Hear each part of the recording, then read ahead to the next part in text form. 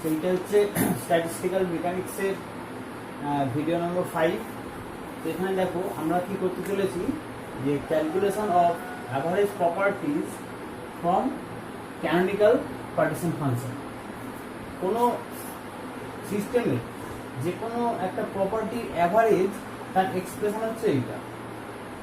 ধরে নিচ্ছে একটা প্রপার্টি এক্স এবং এক্স এর অ্যাভারেজ হচ্ছে সাম ওভার পি এস, মানে প্রবাবিলিটি অফ দ্য সিস্টেম। ঠিক আছে, যখন সে এ স্টেটে থাকছে এবং সেই এ স্টেটে তার পার্টিকুলার যে প্রপার্টি আছে তার ভ্যালুটা কত, এবং সেটাকে অল ওভার স্টেট দিয়ে আমাকে কি করতে হবে, সাম করতে হবে, তাহলে পেয়ে যাবো তার অ্যাভারেজ প্রপার্টি।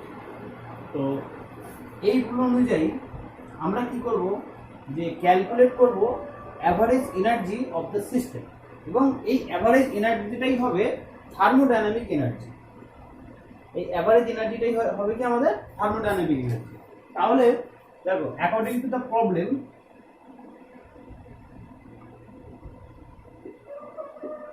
তাহলে কি হবে, ই অ্যাভারেজ ইকুয়ালস টু কে যাবে sum over P S into energy of the system.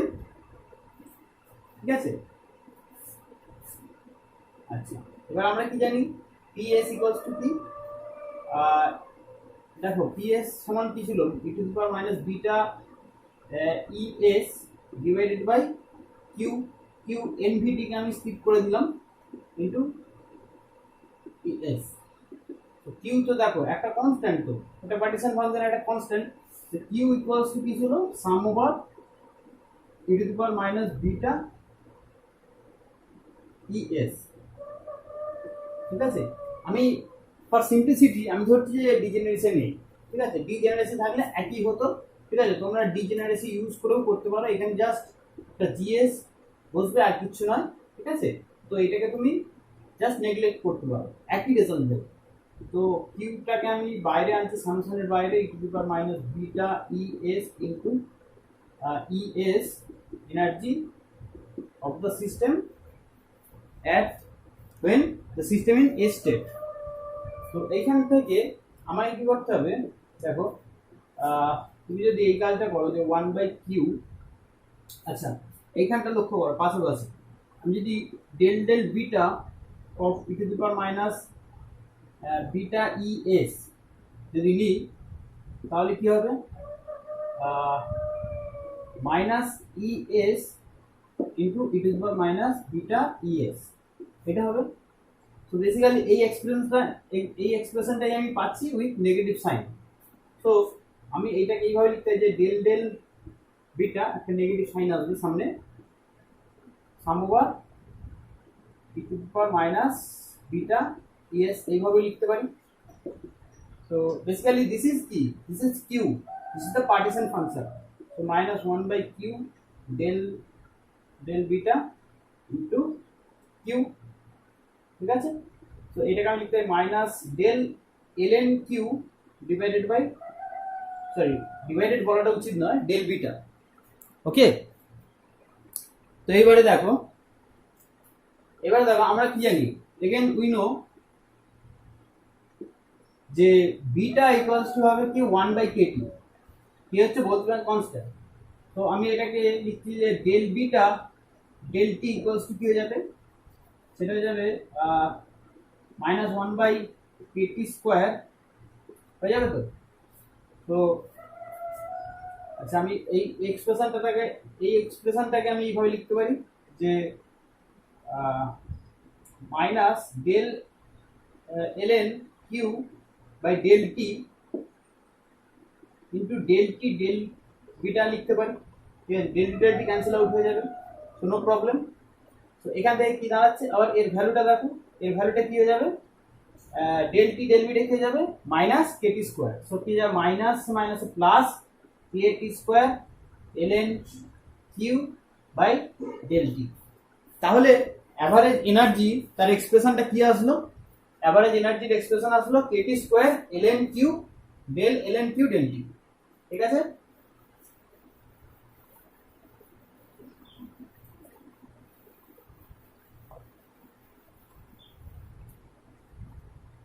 Del LN Q del T হলো। So average energy E average equals to হবে KT square del LN Q del T. This is our average energy. তো এখান থেকে দেখো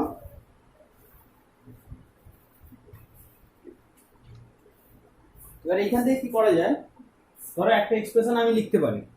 ধরো একটা সিস্টেমের মধ্যে একটা সিস্টেম সেটা থার্মাল ইকুইলিব্রিয়ামে আছে, ঠিক আছে, একটা সিস্টেম থার্মাল ইকুইলিব্রিয়ামের মধ্যে আছে এবং সিস্টেমটা ধরো একটা ক্লোজ সিস্টেম থার্মাল ইকুইলিব্রিয়ামের মধ্যে আছে। তো ওই সিস্টেমের ভেতরে যে সমস্ত সিস্টেমটা কি হচ্ছে, ধরো এর নাম্বার অফ আইডিয়াল গ্যাস আছে সিস্টেমটা।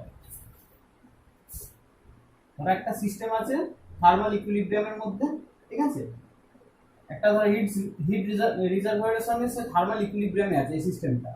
তো এই সিস্টেমটা কি consisting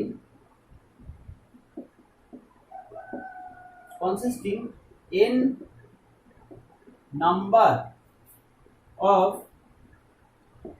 ideal gas molecules, n number of ideal gas molecules আছে এর মধ্যে। সো এই অবস্থায় আমরা কি জানি যে সিস্টেমের মধ্যে যে n number of ideal gas molecule আছে তাদের পোটেনশিয়াল এনার্জি জিরো, যেহেতু আমি কি করেছি আইডিয়াল গ্যাস মলিকিউল ধরেছি। তাহলে কি আমি লিখতে পারি যে potential energy equals to zero, ঠিক আছে, মানে রেস্টের মধ্যে নেই এবং যেহেতু আইডিয়াল গ্যাস একটা গ্যাস মলিকিউলের সঙ্গে অন্য গ্যাস মলিকিউলের কোনো রকম ইন্টারাকশন নেই, তাহলে পোটেনশিয়াল এনার্জি জিরো।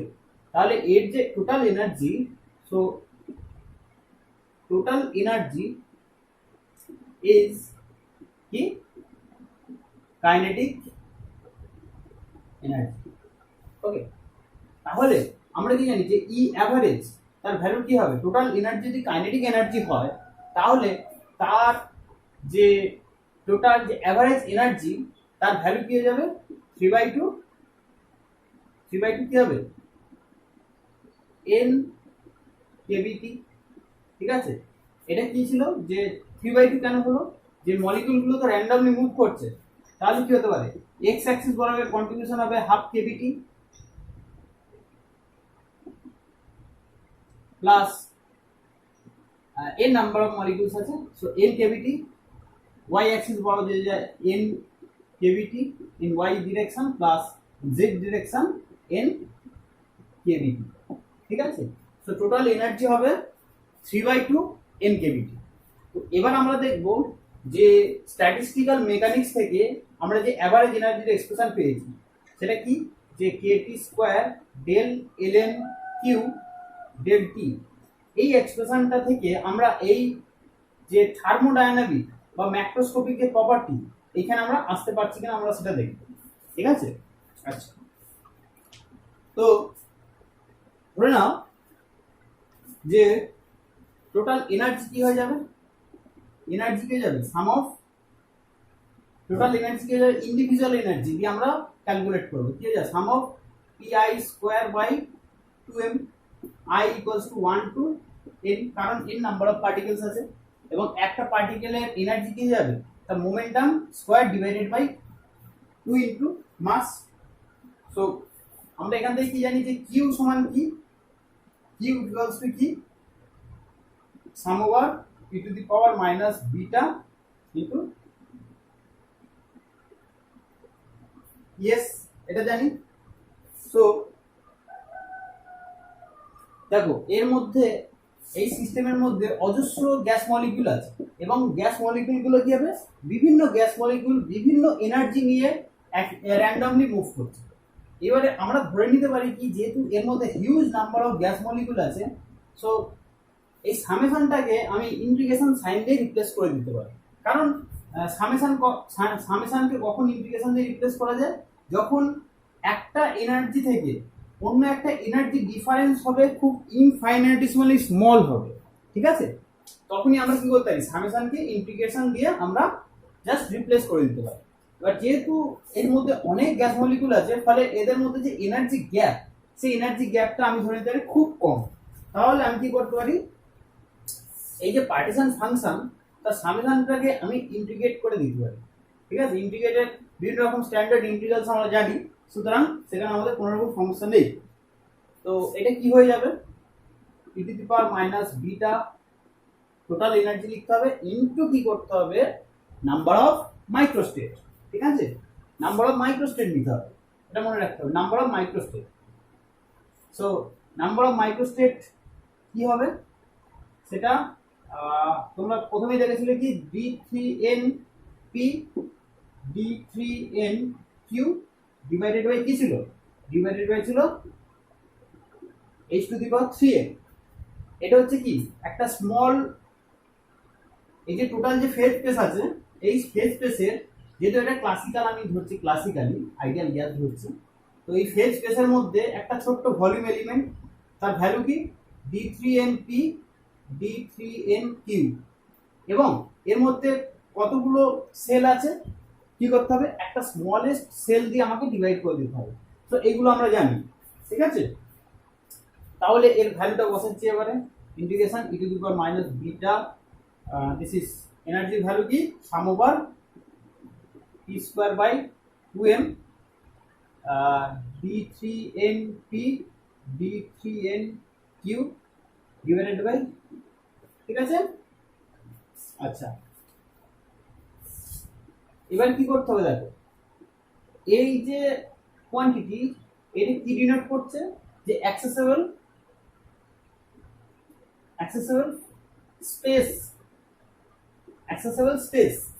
ঠিক আছে, এখন দেখো একটা গ্যাস মলিকিউল টোটাল স্পেসটা কভার করতে পারে, ধরে নিচ্ছি এর ভলিউম ভি, এর ভলিউম যদি ভি হয় তাহলে একটা মলিকিউল কি করতে পারে, যে টোটাল স্পেসটা কভার করতে পারে। সিমিলারলি অন্য গ্যাস মলিকিউলের টোটাল স্পেসটা কভার করতে পারে। তাহলে এন নাম্বার অফ যদি মলিকিউলস থাকে তাহলে অ্যাক্সেসেবল যেটা স্পেস তার ভ্যালু হবে V to the power N. এটা তো কনস্ট্যান্ট, আমি ইন্টিগ্রেশনের বাইরে নিয়ে চলে আসলাম, তাহলে ইন্টিগ্রেশনের ভেতরে কি রয়েছে, E to the power minus beta sum over P square by 2m into d3np। এবার আমাকে এই ইন্টিগ্রেশনটা কি করতে হবে, ইভালুয়েট করতে হবে। ঠিক আছে, এই ইন্টিগ্রেশনের ভ্যালুটা আমাকে বের করতে হবে। তবে আমাদের টার্গেটটা ভুল হবে না, আমরা কি করতে চাইছি, যে অ্যাভারেজ এনার্জির ভ্যালু হচ্ছে 3/2 mkt, এবং আমরা স্ট্যাটিস্টিক্যাল মেকানিক্স থেকে দেখলাম যে অ্যাভারেজের ভ্যালু, অ্যাভারেজ এনার্জি তার ভ্যালুটা কি, kT square del del T of ln q। So ওইখান থেকেই আমরা কি করব, এই এক্সপ্রেশনটা আমরা নিয়ে আসবো। ঠিক আছে, তাহলে আমরা কি পেলাম, তাহলে আমরা প্রথমে আমাদের যে পার্টিশন ফাংশন তার এক্সপ্রেশনটা আমাকে ডিরাইভ করতে হবে, যে কিউ যে পার্টিশন ফাংশন তার এক্সপ্রেশনটা এইটা। দেখো এই যে ইন্টিগ্রেশনটা আছে, সো এই ইন্টিগ্রেশনের ভ্যালুটা আমাকে ডিরাইভ করতে হবে। কিভাবে ডিরাইভ করা যায়, তাহলে কিউ ইকুয়ালস টু কি, V to the power N H to the power 3n। আচ্ছা, এবার দেখো এই যে সামেশনটা আছে, এই সামেশনটাকে আমি দেখো এইভাবে লিখতেই পারি, E to the power minus beta p1 square by 2m, ঠিক আছে, ইনটু dp1। আবার আমি লিখতে পারি, অবশ্যই ইন্টিগ্রেশন হবে 0 to minus infinity to plus infinity. ঠিক আছে, স্ট্যান্ডার্ড ইন্টিগ্রাল এটা, minus infinity to plus infinity. তো E to the power minus beta p2 square by 2m into dp2। এইভাবে কতদূর পর্যন্ত ইন্টিগ্রেশন চলবে, E to the power minus beta p3n square by 2m into, অবশ্য আমি এখানটা 3n টা এখানে না লিখে dp3n এইভাবে লিখতে পারি। দেখো এই পর্যন্ত বোঝা গেল। আমি এই ইন্টিগ্রেশনটা যে সামেশন আকারে আছে, এই সামেশনটাকে আমি যদি খুলে লিখি তাহলে কি হবে, 3n নাম্বার অফ ইন্টিগ্রেশন আমি পাবো। ঠিক আছে, আচ্ছা, V to the power n H to the power 3n, এর ভ্যালুটা কত, এর ভ্যালুটা হবে pi to the power pi by beta by 2m to the power half, ঠিক আছে, এটা স্ট্যান্ডার্ড ভ্যালু, ঠিক আছে। তোমরা দেখবে e to the power minus alpha X square into e X, তার ভ্যালু হবে pi by alpha to the power half. This is the standard integration, this is the standard integration.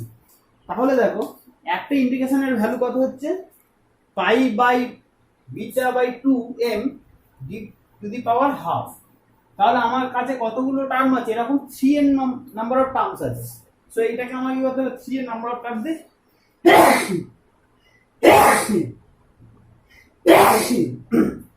Sorry, আচ্ছা, তাহলে আমার কাছে 3n নাম্বার অফ টার্মস আছে। তাহলে কি করতে হবে, এখানে 3n নাম্বার অফ টার্মস হবে, তাহলে এখানে লিখতে পারি 3n/2। সো কিউ, আমরা কিউ এর ভ্যালু এখন ডিটারমাইন করছি। So v two the power n h two the power 3n, আচ্ছা 2n টা তো উপরে চলে যাবে, আর বিটার ভ্যালু কি 1/kt। So 2 pi m k t two the power 3n/2। আচ্ছা, আমরা এইটাকে এইভাবে কি লিখতে পারি, দেখো v by h Q 2 pi m kt তার টু দি পাওয়ার 3/2, ঠিক আছে, এইভাবে আমরা লিখতে পারি, কোনো ডাউট থাকার কথা না। এইবারে দেখো একটা মজার জিনিস, তোমাদের যখন আমি করিয়েছিলাম particle in a cubic box, বলেছিলাম একটা কিউবিক বক্সের মধ্যে একটা পার্টিকেল আছে। তাহলে কি হয়, আমরা এইটাকে কোয়ান্টাম মেকানিক্যালি সলভ করেছিলাম, সলভ করে দেখিয়েছিলাম যে একটা পার্টিকেল যদি একটা কিউবিক বক্সের মধ্যে থাকে, ঠিক আছে, তার নাম্বার অফ মাইক্রোস্টেট, তার এক্সপ্রেশন হবে এইটা, এক্স্যাক্টলি এইটা। তাহলে একটা পার্টিকেলের জায়গায় আমার কাছে কতগুলো পার্টিকেল আছে, N number of particle, just N number of N একটা single particle partition function, this is single particle partition function. যেহেতু এন নাম্বার অফ টার্মস আছে বা এন নাম্বার অফ পার্টিকেলস আছে, তাহলে এন নাম্বার অফ টার্মস থাকবে। তাহলে আমি এটাকে লিখতে পারছি Q N V T equals to কি হয়ে যাবে, যে Q for one particle 1 vt to the power n, ঠিক আছে। দেখো এইটুকু কারণ নিশ্চয়ই সমস্যা থাকার কথা নয়, এটা single particle in a cubic box, তার একটা এক্সপ্রেশন আমরা ডিরাইভ করেছিলাম। তো সেখান থেকে মিলিয়ে দেখবে এই টার্মটা এবং সেইখানের টার্মটা একই। This is for single particle and this is for n number of particles. দেখা যাচ্ছে কি জাস্ট ওর মাল্টিপ্লিকেশন, আর কিচ্ছু না। তাহলে আমরা কি মোটামুটি কিউ এর এক্সপ্রেশন পেয়ে গেলাম। এইবার এখান থেকে আমরা কি দেখাবো, যে অ্যাভারেজ এনার্জির ভ্যালুটা। অ্যাভারেজ এনার্জির ভ্যালুটা কি, average energy E equals to ছিল, kT square del ln Q del T, এটা ছিল। তাহলে আমাকে দেখো del ln Q by del T value বের করতে হবে। সো ln কিউ সমান কত হচ্ছে, n টা সামনে আসবে n,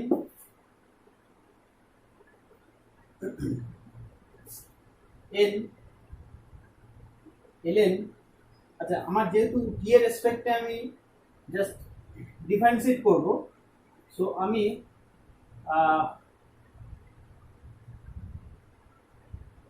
টিটাকে আমি শুধু রাখবো আর কাউকে রাখবো না, বাকি সব প্লাস টার্ম দিয়ে রেখে দেবো, ঠিক আছে।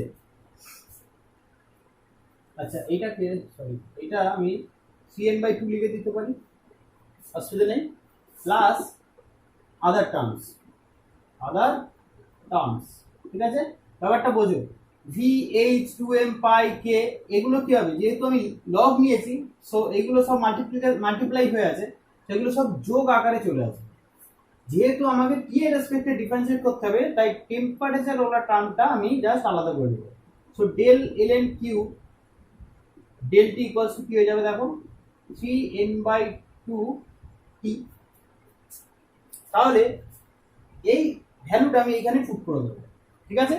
ওই ভ্যালুটা যদি আমি এখানে পুট করে দিই তাহলে কি হয়ে গেল, 3n/2t। তো টি একটা টি ক্যান্সেল আউট হয়ে গেল, আর ই বার ইকুয়ালস টু গেল 3n/2 n kT আর 3/2 n kT, ঠিক আছে? তাহলে আমরা কি পেয়ে গেলাম দেখো, থার্মোডাইনামিক্যালি বা ম্যাক্রোস্কোপিক্যালি আমরা যে অ্যাভারেজ এনার্জি পাই সেটাকে আমরা পার্টিশন ফাংশন দিয়ে ডিরাইভ করে দিলাম। আচ্ছা, তো এটা ছিল অ্যাভারেজ এনার্জি ভ্যালু। এবারে ধরো অ্যাভারেজ প্রেসার, ঠিক আছে? অ্যাভারেজ প্রেসারটা কি, যে প্রেসার হচ্ছে এক রকমের জেনারেলাইজড ফোর্স, ঠিক আছে? একটা জেনারেলাইজড ফোর্স, সেটাকে আমি এফ ধরছি, তার ভ্যালু এইরকম হয় মাইনাস ডিই ইন্টু ডিএক্স, ঠিক আছে? এটা জেনারেলাইজড ফোর্স, আর এইটা হচ্ছে কি জেনারেলাইজড ডিসপ্লেসমেন্ট।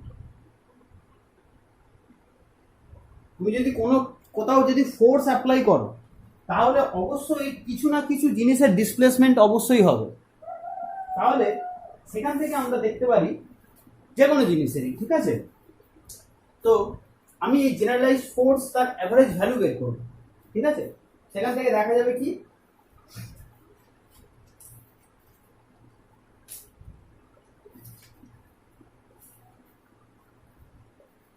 সেখান থেকে আমরা আইডিয়াল গ্যাসের ইকুয়েশনটা আমরা ডিরাইভ করতে পারবো।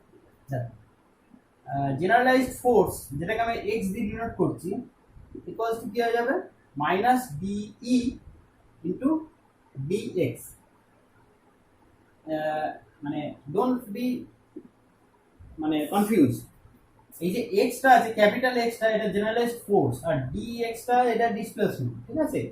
স্মল আর ক্যাপিটাল দুটো আলাদা, এটা ডিসপ্লেসমেন্ট, এটা force. So this is the expression. এবারে আমায় কি করতে হবে, জেনারেলাইজড ফোর্স ইকুয়ালস টু কি হয়ে যাবে, যে সাম অফ পিএস ইন্টু ফোর্স, ঠিক আছে? এইভাবে লিখতে পারি, when the force when the system in S state, ঠিক আছে? তাদের অ্যাভারেজ যে ফোর্স সেটাই হচ্ছে আমার জেনারেলাইজড ফোর্স, ঠিক আছে? আচ্ছা, এবারে দেখো না, এইটাকে এইভাবে লিখতে পারি, x equal to this, এর সঙ্গে দেখো কম্পেয়ার করো। তো এইটাকে আমরা কিভাবে লিখতে পারি, sum over e to the power minus beta es into minus del E del X, এইভাবে আমরা লিখতে পারি, অসুবিধা নেই কিছু। তো হ্যাঁ, অবশ্যই কিউটা বাইরে চলে আসবে, পার্টিশন ফাংশন সেটা তো বাইরে চলে আসবে। এখন এবারে এই যে এক্সপ্রেশন আছে এটাকে সিম্পলিফাই করতে হবে। সিম্পলিফাই করার জন্য দেখো, যে আমরা লিখতে পারি del X of e to the power minus beta ES equals to কি হয়ে যাবে, so e to the power minus beta ES তো হবে, ঠিক আছে? এবার উপরের টার্মটাকে যদি আমি করি, ডিফারেন্সিয়েট করি, তাহলে কি হবে minus beta into del E and del X, এটা হবে। তো এইখানে দেখো এই টার্ম এবং এই টার্মটা আছে, নেগেটিভ সাইন, হ্যাঁ, কিন্তু বিটাটা নেই। তাহলে এখানে লিখতে হবে 1 beta Q sum over del X of e to the power minus beta ES, এভাবে লিখে দিতে পারি। তো এখান থেকে যাব 1 beta Q del X of e to the power minus beta ES, and this is q. So আমি এবার লিখতে পারি 1 beta 1 q into del q del x, which is nothing but 1 beta del ln q by del x. So this is the expression of generalized force. ঠিক আছে, average value of generalized force. আর আমরা জানি কি যে average ফোর্সের average value কি, যেটাকে আমরা জানি প্রেসার। তো আমরা প্রেসারের এক্সপ্রেশনটা আমরা ডিরাইভ করব। কোন একটা সিস্টেমের প্রেসার আমরা কি জানি, কোন একটা সিস্টেম ধরো আইডিয়াল গ্যাস, তাহলে প্রেসার ইকুয়ালস টু কি হবে, N R T by V. তো দেখবো যে স্ট্যাটিস্টিক্যাল মেকানিক্স ইউজ করে এই এক্সপ্রেশনটা আমরা খুঁজে পাচ্ছি কিনা। তাহলে দেখা যাক, এবার আমাকে জানতে হবে কি যে জেনারেলাইজড ফোর্স যদি প্রেসার হয় তাহলে জেনারেলাইজড ডিসপ্লেসমেন্ট কি হবে। তোমরা ঠিক করে মনে করো, কোনো জিনিসে প্রেসার অ্যাপ্লাই করলে কি ডিসপ্লেস হয়। বেসিক্যালি একটা সিলিন্ডারের মধ্যে যদি গ্যাস থাকে, তুমি যদি প্রেসার অ্যাপ্লাই করো তাহলে তার ভলিউম চেঞ্জ হবে। So pressure equals to minus DE DV. ঠিক আছে, প্রেসার ইকুয়ালস টু দিস। তাহলে আমি লিখতে পারি যে কিউ ইকুয়ালস টু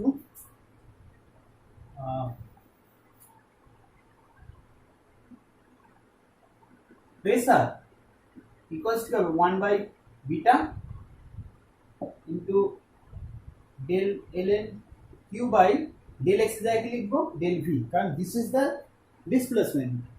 ঠিক আছে, যদি প্রেসার অ্যাপ্লাই করি তাহলে ভলিউম চেঞ্জ হবে। So this is the generalised force and this is the generalised displacement. এবারে দেখো, তাহলে আমাকে কি করতে হবে যে ln কিউ তাকে ভলিউমের রেসপেক্টে ডিফারেন্সিয়েট করতে হবে। আমরা কি জানি ln কিউ সমান কি ছিল, কিউ ইকুয়ালস টু কি ছিল, কিউ ইকুয়ালস টু ছিল যে V by H Q 2 pi M KT 3/2। ঠিক এইটা ছিল। তাহলে দেখো ln কিউ কি হবে, ln কিউ যাবে, আচ্ছা আমি এখানে শুধু ভলিউম নেব কারণ ভলিউমের রেসপেক্টে আমি ডিফারেন্সিয়েট করব। তাহলে কি হয়ে যাবে n ln V plus other terms. ঠিক আছে, so del ln Q del V equals to হয়ে যাবে n বাই ভি। তাহলে এর ভ্যালুটা কি হয়ে গেল, n by V. So pressure equals to 1 by beta n by V, আর বিটার মান কত, কেটি। সো 1 বাই বিটা মানে কি হবে, KT n by V. So PV equals to n KT. This is the ideal gas equation, ideal gas equation. তাহলে দেখো, আমরা যে ক্যানোনিক্যাল এনসেম্বল ধরেছি সেখানে কোনো রকম ম্যাক্রোস্কোপিক প্রপার্টি আমরা ইনভলভ করিনি, অথচ সেই পার্টিশন ফাংশন ইউজ করে আমরা বিভিন্ন ম্যাক্রোস্কোপিক প্রপার্টি তাদের ইকুয়েশনগুলো আমরা ডিরাইভ করতে পারছি। এটাই হচ্ছে স্ট্যাটিস্টিক্যাল মেকানিক্সের beauty.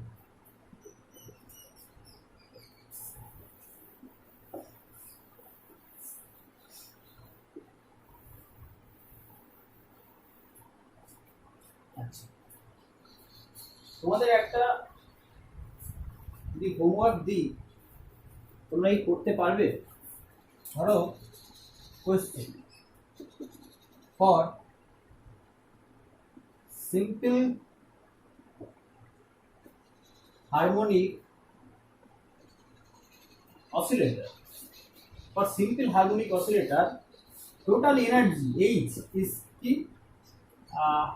P square by 2m plus half k x square।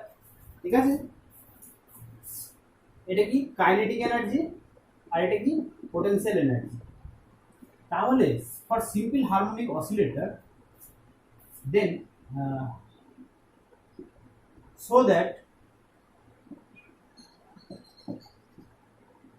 for simple harmonic oscillator average energy কি হয়, kT, so that average energy is kT। so এটা হোমওয়ার্ক রইলে, এটা তোমরা যদি বাড়িতে করতে পারো ট্রাই করবে। ঠিক আছে, এটা ছিল হোমওয়ার্ক। ঠিক আছে, তাহলে আমরা যে অ্যাভারেজ প্রপার্টি সেইগুলো আমরা ক্যালকুলেট করলাম ইউজিং ক্যানোনিক্যাল এনসেম্বল। নেক্সট ভিডিওতে আমরা দেখব যে ফ্লাকচুয়েশনসটা কি। ফ্লাকচুয়েশনস বলতে ধরো আমরা কি করছি, এখানে তো প্রবাবিলিটি নিচ্ছি, মানে ধরো একটা সিস্টেম একটা সিস্টেম অনেকগুলো মাইক্রোস্কোপিক সিস্টেম দিয়ে তৈরি, এবং যে মাইক্রোস্কোপিক সিস্টেম আছে সেই মাইক্রোস্কোপিক সিস্টেমের অনেকগুলো এনার্জি স্টেট থাকতে পারে, ঠিক আছে। এবং যার জন্য হচ্ছে তোমার মোস্ট প্রবাবল স্টেট হবে, মোস্ট প্রবাবল ডিস্ট্রিবিউশন হবে যেরকম অ্যারেঞ্জমেন্টের জন্য, তার করসপন্ডিং এনার্জিটাই আমি বলবো কি যে থার্মোডাইনামিক এনার্জি। ব্যাপারটা বুঝতে পারছো? ধরো আমি একটা এক্সাম্পল দিচ্ছি। ধরে নাও তোমার কাছে টোটাল এনার্জি আছে 4 এপসাইলন, ঠিক আছে, এবং তোমার কাছে 5টা এনার্জি স্টেট আছে, 0 এপসাইলন, 2 এপসাইলন, 3 এপসাইলন, 4 এপসাইলন, ঠিক আছে। তো এইটা হচ্ছে একটা সিস্টেম, এবার তোমাকে বলে দেওয়া হলো এর মধ্যে মোট 5টা পার্টিকেল আছে, 4টে পার্টিকেল, কটা? 4 পার্টিকেলস, 4টে পার্টিকেলস আছে। এবার আমরা এখানে ধরছি কি n নাম্বার অফ পার্টিকেলস, সে জায়গায় আমরা ধরে নিচ্ছি মাত্র 4টে পার্টিকেল আছে। তাহলে 4টে পার্টিকেলের কত রকমের ডিস্ট্রিবিউশন হবে যাতে টোটাল এনার্জি 4ই হবে? ধরো এরকম হতে পারে একটা পার্টিকেল টোটাল এনার্জি নিয়ে আছে এবং বাকি 3টে পার্টিকেল এনার্জি নেই, তারা বেসিক্যালি রেস্টের মধ্যে আছে। অথবা এইরকম হতে পারে যে একটা পার্টিকেল ধরো এইখানে আছে, তাহলে টোটাল এনার্জি 3, আর একটা পার্টিকেল অবশ্যই এখানে থাকবে, আর বাকি 2টো পার্টিকেল 0 স্টেটে থাকবে। বা এইরকম হতে পারে যে 2টো পার্টিকেল এখানে আছে এবং 2টো পার্টিকেল 0 স্টেটে আছে। ভালো করে বুঝো।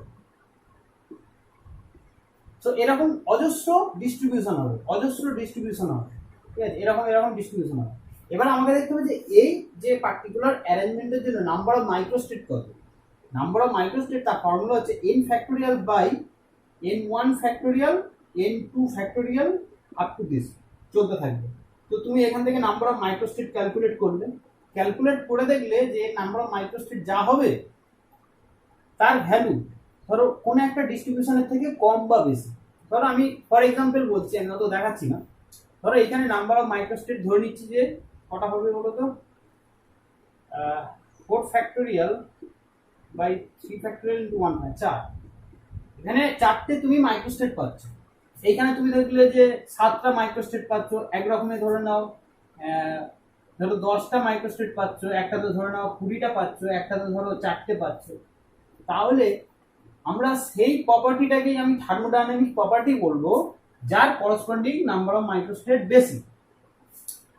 তাহলে দেখো এইটাই হচ্ছে আমাদের অ্যাভারেজ প্রপার্টি, বা এটাকেই বলবো আমরা থার্মোডাইনামিক প্রপার্টি। কারণ কি, এর করসপন্ডিং মাইক্রোস্টেট বেশি। এখানে যে ডিস্ট্রিবিউশনটা হবে, এই যে পার্টিকেলের যে ডিস্ট্রিবিউশন এখানে একটা আছে, এখানেও একটা হবে, ঠিক আছে। না বুঝলে বলো, এইখানে যে পার্টিকেলের ডিস্ট্রিবিউশন আছে, তো এইখানেও অনেক রকম ডিস্ট্রিবিউশন হতে পারে, কিন্তু টোটাল এনার্জি হতে হবে 4 এপসাইলন। তার ক্ষেত্রে দেখা গেল কি নাম্বার অফ মাইক্রোস্টেট হলো 20, এবং সেটা হচ্ছে ম্যাক্সিমাম নাম্বার অফ মাইক্রোস্টেট। তাহলে property corresponding to this distribution will be the thermodynamic property।